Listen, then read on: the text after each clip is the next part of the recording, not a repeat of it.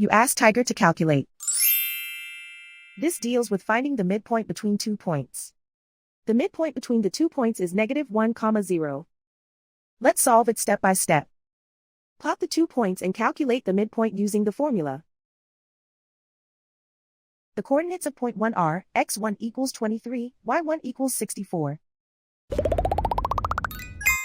The coordinates of point 2 are x2 equals -25, y2 equals -64. PM represents the midpoint of the 2 points.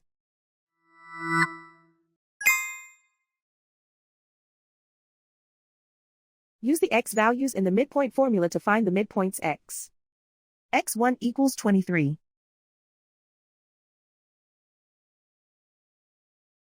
x2 equals -25. Simplify the arithmetic.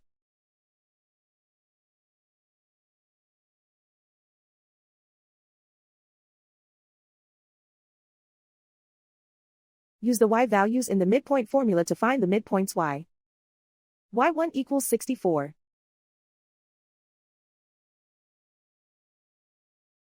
y2 equals -64. Simplify the arithmetic.